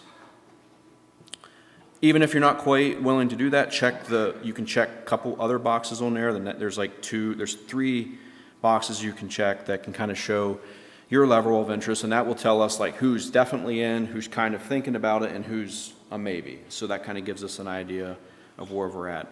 Both of these forms, we're asking that you would have submitted to us by Thanksgiving, November 23, if possible. That's what we're looking for. All right, so I want to talk a little bit more about finances and expenses. So these, again, a lot of the stuff we are still figuring out, but there are some things that we definitely know that we're going to have to pay. First thing we have is a $12,000 holding fee to the Mount Rock facility. Basically, that holds the building to the school year starts and allows us to work together and get access in January to start doing things, painting, whatever we got to do. So that's one fee we have. We also know that our first year rent is $54,000 for the facility. We know there's likely some code upgrades. We're working with Tony on this now, potentially a wheelchair ramp and other unknowns. Again, this kind of stuff can get expensive quickly. Easily passing $10,000 without much, The other thing that we'll have is first-year equipment and supplies. Again, we don't have a list to tally up what that's going to look like. Don't expect it to be less than $20,000, likely more than that, quite a bit more than that. So with all that, it's kind of gray on, how do we position ourselves for fundraising. So as a board, we kind of discussed this, and we basically decided we're going to put the end of 2023 fundraising goal at $70,000. So what that would essentially do is clear out the holding fee in the first year of rent, And if that was taken care of, that puts us in a great position going into the new year to pay other expenses, et cetera. So, yeah, our goal is at $70,000 for the end of the year. Again, we want to really plug this. If you're excited about this school, please just donate directly. We would be thrilled. We'd be thrilled if we blew past this number. Maybe y'all can take this to 100K or beyond. So, and I'm also happy to say that we already have funds raised. We have already hit, technically, I guess, 11% of this goal. We just took an offering at the Living Well this past Sunday. So we are on the books and we are going. And if you're excited about this, again, I'm just going to say it again, please donate. This will be huge for helping this operation get off the ground. So, okay. So kind of just looking forward here, some of these things kind of got mentioned, but we're looking at doing an open house at the Mount Rock facility in early 2024. So that's the next major thing, more concrete details, hopefully a curriculum picked by then, or at least 2 solid options. Things like that. There will be a meeting component of that as well as just, walking around the facility. In the meantime, again, we're collecting input, so please talk to us. Rattle our cages. Tell us everything that's on your mind. We want to hear it. And of course, we'll just be taking and collecting this input and starting to build out the mechanics of the school. So in summary, and I'll just leave this slide up here, but submit both of those forms by Thanksgiving. Please donate. If you're excited about what Josh was talking about, that you can take. I mean, this is great, folks. Like, you can take your state income tax and send it to a private school to educate kids to help build the kingdom of Christ. I mean, we're in a blessed state. What's not exciting about that? So, if you want to get on that, again, let's see here. Our website is here. If you want to learn about that whole scholarship program, that's this tab, FB Scholarship. There are lots of resources on there. A long video for you to watch, so please check that out. The online application is here.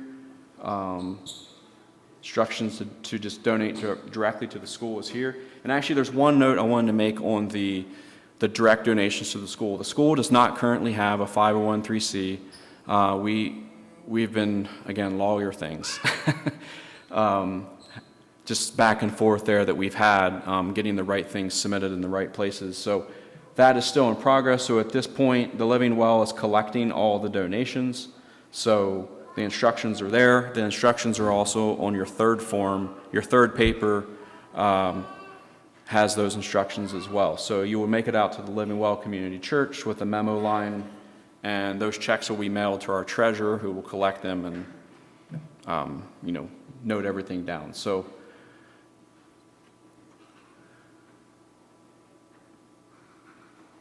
with that, thank you for coming out, and I'll just turn it to Arlen to close us out.